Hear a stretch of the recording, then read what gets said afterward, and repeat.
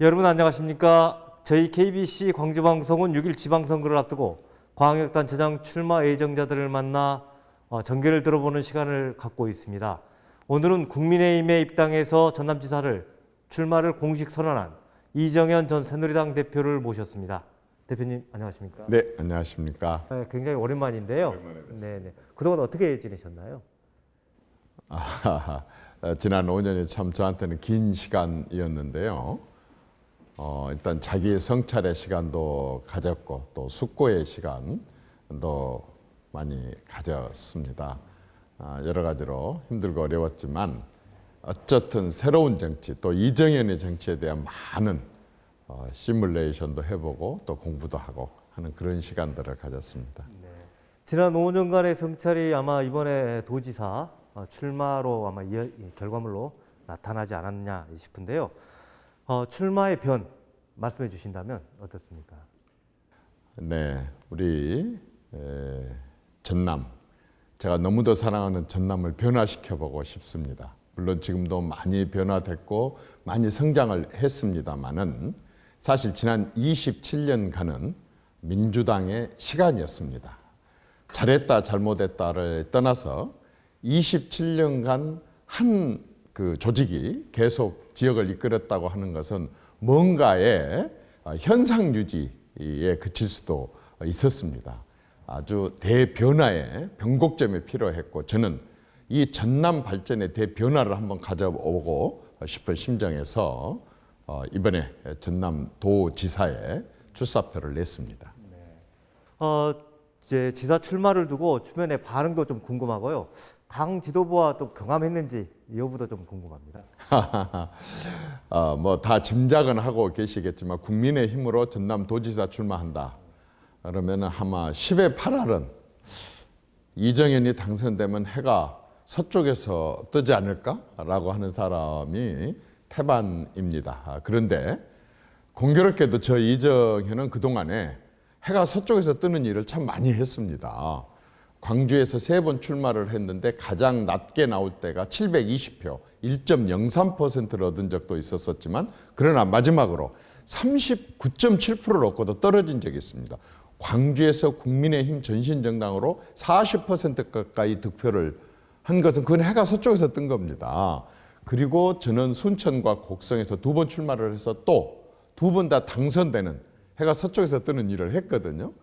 더 사람들이 많이 기가 막혀 하는 것은 호남 출신으로서 국민의힘에서 경선을 통해서 당대표 된 것도 정말 기적 같은 일이다 했습니다. 저는 진심이면 통하더라 라고 하는 것을 제 정치 인생 37년을 통해서 확실하게 깨닫고 있습니다. 그런데 이제 전남지사 이제 출마하셨으면 당 지도부의 도움도 좀 필요하고 여러 분들의 도움이 요구될 텐데 당 지도부 오지 마라 이번 선거에 저 혼자 전남을 책임지겠다 이렇게 말씀을 또 하셨어요.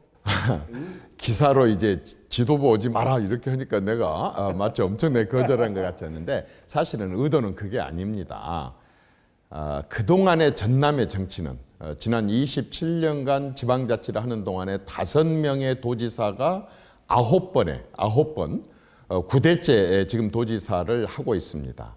그런데 전남의 시장, 군수, 구청장이나 시도지사나 이러한 호남의 지방자치는 상당히 정치의 전남이었다고 봅니다. 그래서 저는 적어도 지역민이 먹고 사는 문제 또 지역민의 삶과 연관된 문제를 다루는 지방자치, 단체장, 선거에서부터 가급적이면 정치를 좀 배제하고 삶의 문제에 집중하고 싶습니다. 그렇다면 우리 당에서부터 당 지도부가 와서 정치적인 대결 구도로 가게 한다든지 하는 것을 좀 저는 경계를 하고 싶습니다. 또 민주당도 그렇게 해주기를 바랍니다. 진짜 전남이 낙후됐다, 전남이 살기 어렵다, 전남의 청년들의 일자리가 없다, 그래서 힘들다, 이 문제를 극복할 수 있는 방법은 어떻게 전남의 삶을 변화시키느냐인데 그 문제를 갖고 그동안에 자신 있게 27년을 이끌어온 민주당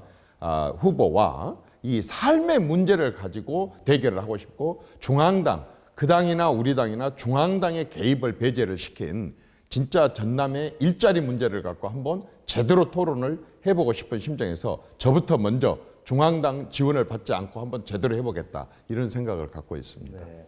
삶의 전남으로 바꾸겠다 이런 말씀으로 들리는데요. 그러면 이정은표 전남 공약 어떤 것이 있을까요? 정말 많습니다. 첫째는 뭘 하겠다보다도 우리 전남에 가장 필요한 게 전남의 잠재력이 뭐지? 다른 지역에도 갖고 있는 전남의 강점이 뭐지? 이것부터 제대로 파악을 해야 됩니다. 사실 저는 만약에 도지사가 당선된다고 한다면 제일 먼저 광주 전남에 있는 모든 대학의 교수들의 논문부터 뒤질 겁니다.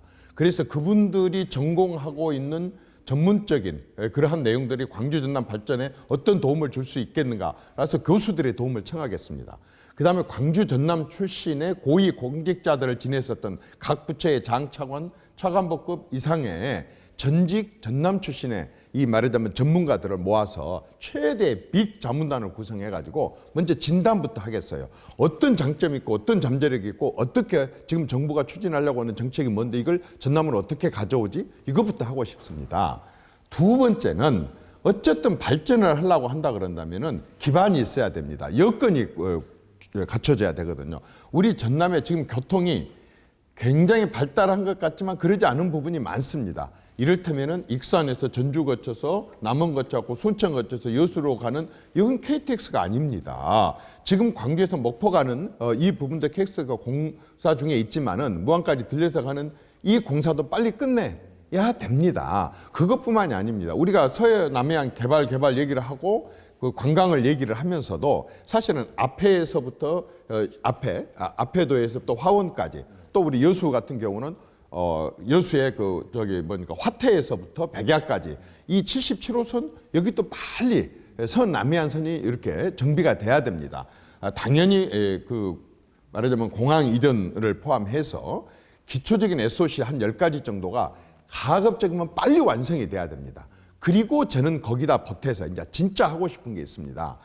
자세히 다음에 설명을 하겠지만은 광주 전남은 자동차에 관련해서 완전히 새로운 지금 이 시대에 맞는 자동차의 여러 가지 복합 단지가 구성돼야 됩니다. 우리가 지금 어마어마하게 놓치고 있는 게 있는데 광주 전남의 최고 장점 중에 하나가 의료 복합 단지입니다. 이게 빨리 완성이 돼야 됩니다.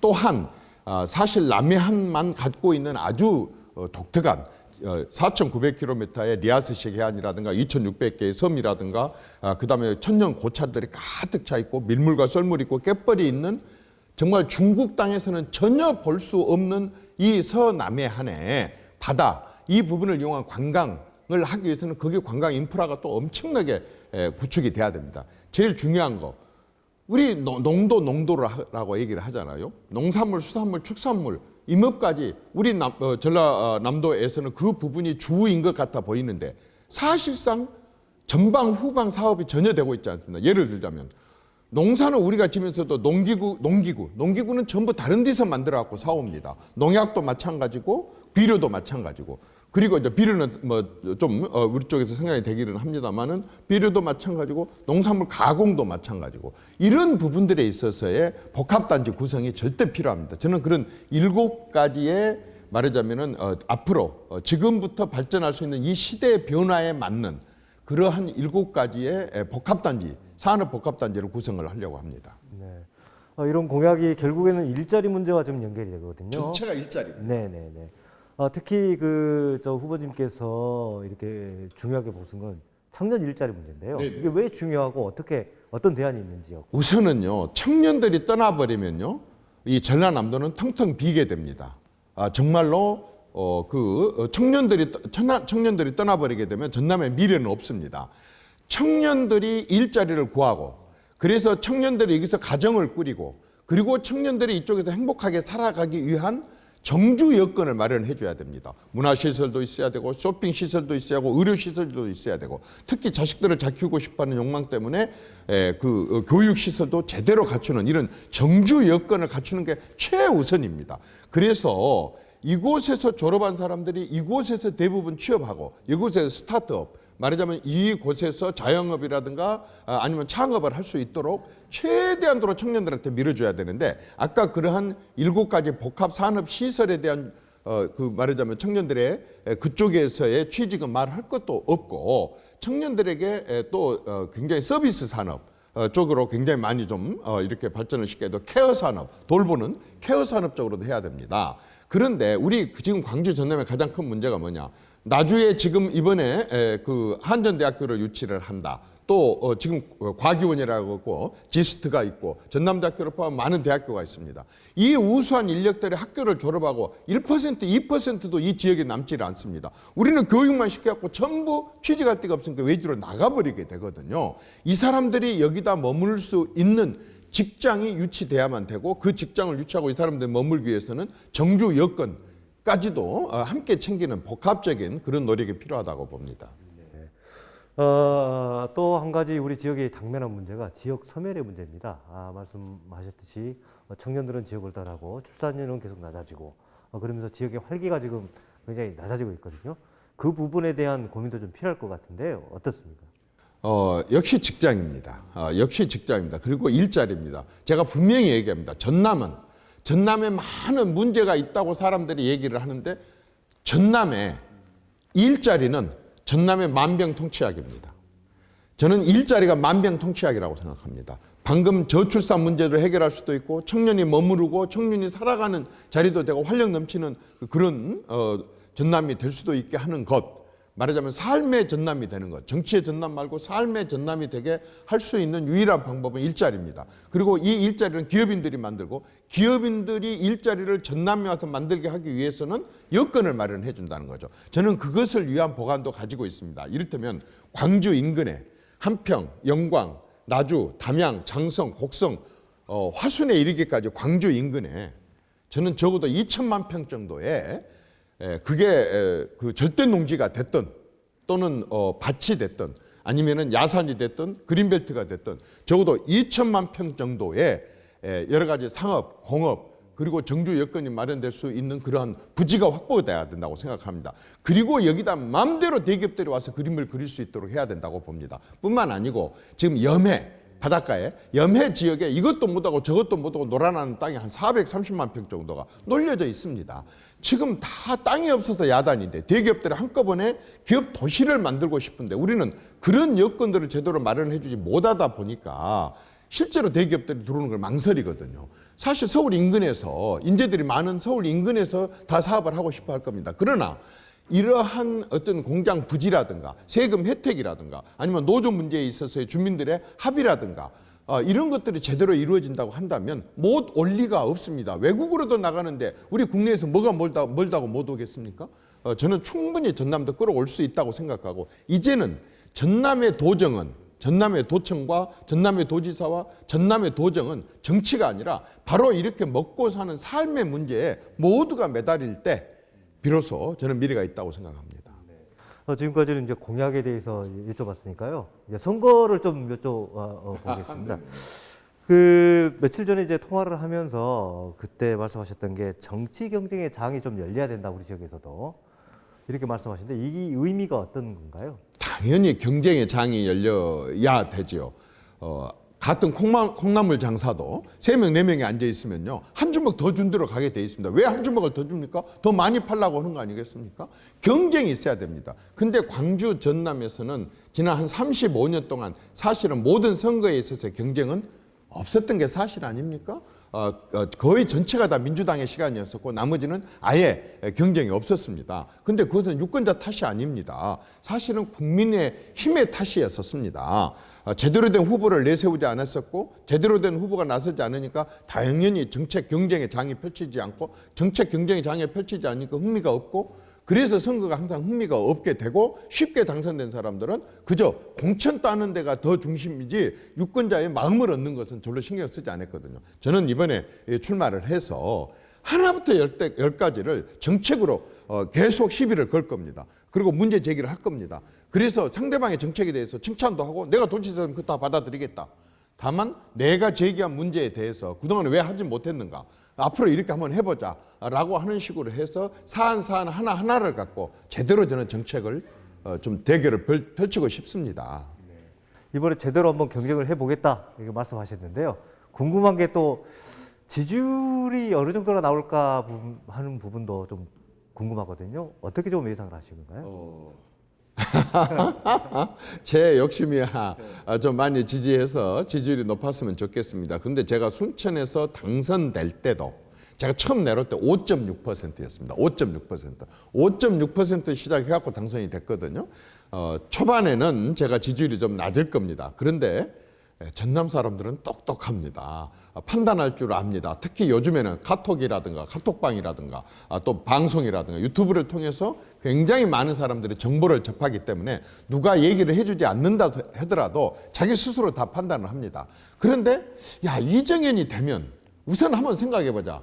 6월 2일 날 아침 신문 한번 봐보자. 6월 2일 날 아침에 방송을 한번 봐보자. 16개 시도지사 선거를 했었지만은 어떤 뉴스가 제일 먼저 올라갈까? 내가 볼 때 전남의 이정현 당선이 아마 톱 뉴스로 올라가게 될 겁니다. 그때부터 전남은 온 나라를 또 뒤흔들게 된 겁니다. 온 나라에서 선거가 치러졌었지만은 저는요, 지지율 막판에 가서 뚜껑 열 때 봅시다만은 저는 똑똑한 전남 도민들을 신뢰하고 믿습니다. 틀림없이 아마 전 국민들을 깜짝 놀라게 할 기적을 만들어낼 거라고 확신합니다. 앞서 말씀하셨는데 어려운 여건 속에서도 순천에서 2번이나 이제 국회의원직을 당선이 되셨어요. 이때 가장 그 이 의원님을 규정하는 이제 말이 어떤 거냐면 지역 예산과 인재를 확보하고 지켜냈다 이런 말씀이거든요. 당시에 혹시 생각나는 에피소드가 있다면 어떤 게 있을까요? 사실 인사 문제는 개인 프라이버시 문제이기도 하고 여러 가지 문제가 있습니다. 그런데 저는 진짜 호남 인사를 지키기 위해서 악을 쓴 경우가 많습니다. 정말 지나버렸으니까 한 가지 내가 에피소드 얘기해 볼까요? 이제 제가 정무수석이 됐습니다. 청와대 정무수석 비서관실을 구성을 합니다. 지방자치 행정관 차례가 됐습니다. 제가 물었습니다. 지방자치 행정관인데 꼭 본부에서 와야 되냐? 행안부에서 와야 되냐? 지방에서 오면 안 돼? 그렇게 했더니 됩니다. 근데 뭐가 문제냐? 법적으로 문제는 없습니다만 관행입니다. 나 만들면 관행이니 하고 제가 잠깐 나가 있으라고 광주시장한테 전화를 했습니다. 그 3급 중에서 좀 키울만 한 놈 좀 없어? 무슨 얘기냐? 내가 청와대 지방자치 행정관으로 쓰려고 한다. 지방에서 중앙 부처 오기도 힘들어가지고 항상 외청으로 오든지 한 계급을 강등을 시켜갖고 올라오는데 청와대로 바로 올라온다니까 시장이 깜짝 놀랍니다. 보내주십시오. 그래서 저는 광주시청에 공무원 한 사람을 청와대 행정관으로 바로 끌어올리고 하는 그런 경우도 있었습니다. 이제 그거 말고 제가 다른 것은 프라이버시 때문에 공개를 안 하겠습니다만 무지하게 많이 싸웠습니다. 정말 그 호남의 인재들을 지켜내기 위해서 제 나름대로 역할을 했는데 그건 이제 시작에 불과합니다. 앞으로 제가 만약에 도지사가 된다면 도지사로 끝내지 않겠습니다. 적어도 호남의 인재들에 관한 한, 호남의 기업들에 관한 한 제가 악을 쓰고 지켜낼 겁니다. 네, 알겠습니다. 윤석열 정부가 이제 곧 출범을 하게 됩니다. 우리 지역민들의 기대 또 우려 이게 지금 공존하고 있는데요. 이 속에서 이 후보님의 역할은 어떻게 좀 기대할 수 있을까요? 글쎄 뭐 제가 도지사가 되든 도지사가 되지 않든 어쨌든 현재 집권 세력인 윤석열 당선인을 포함한 국민의힘이 적어도 호남 문제에 관해서는 신경을 써야 됩니다. 왜냐? 지금 윤 당선인께서 가장 많이 쓰는 단어가 국민통합입니다. 국민통합을 얘기함에 있어서 호남 문제 해결이 없는 국민통합은 구두선입니다. 그건 하나만 한 소리입니다. 그런데 솔직히 말해서 윤 후보는 호남을 모릅니다. 이정현은 호남을 너무 잘합니다. 지금도 곡성의 어머니가 살아 계시고 거의 뭐 1년에 수십 차례씩을 고향에 와서 살았기 때문에 호남의 정서를 누구보다도 잘 알고 삼선 국회의원 하는 동안 내내 저는 호남이 내 지역구다라고 관리를 해왔기 때문에 광주, 전남, 전북의 현안도 잘 압니다. 현안을 잘 알고 정서를 잘 아는 호남의 국민의힘의 정치를 하고 있는 이정현이가 윤석열 당선인, 대통령이 된다고 하면 대통령께 그다음에 국민의힘에게 집권당으로서 저는 호남 문제에 대해서 제가 이번에 도지사가 되든 도지사가 되지 않든 책임감을 갖고 저는 내가 그동안에 그분들하고 당대표를 하면서 경험했던 거, 청와대 수석을 하면서 경험했던 거, 삼선 국회의원을 하면서 체험하고 경험했던 거, 7차례 예결위원을 하면서 경험을 했던 모든 걸 살려가지고 적어도 지금부터 5년은 이정현이 호남을 위해서 한번 최대한으로 노력을 해보겠습니다. 귀한 시간 내주셔서 감사하고요. 주어진 시간이 거의 다 이제 된 것 같습니다. 마지막으로 전남 도민들에게 하고 싶은 말씀 있다면 부탁드릴게요. 정말로 제가 사랑합니다. 사랑하는 우리 전남 도민 여러분 바꿔보고 싶습니다. 제가 37년을 정치를 했습니다. 저 바닥 간사병부터 17계단을 올라가면서 수없이 많은 체험을 했고 청와대 경험, 중앙당 경험, 국회 경험, 행정부에 대한 여러 가지 체험을 하면서 이제 전남을 어떻게 크게 한번 대변화를 시켜볼 것인가 라고 하는 걸 많이 생각을 해봤습니다. 여러분 제가요 좀 수준 낮은 표현을 한번 하겠습니다. 제가 전남 사람들의 팔자를 한번 고쳐보고 싶습니다. 팔자가 어떻게 고쳐집니까? 취직해서 돈 벌고 또 넉넉하고 풍요로우면 그거 팔자 고치는 거 아니겠습니까? 이정현이 전남의 청년의 일자리 또 전남의 많은 산업을 제대로 한번 일으켜가지고 전남 사람들의 내 고향 사람들의 팔자를 한번 고쳐보고 싶은 게 제 소원이고 소망입니다. 감사합니다. 네, 감사합니다. 전남지사에 출마한 이정현 대표님과의 말씀 잘 들었습니다. 오늘 대답 여기서 마치겠습니다. 고맙습니다.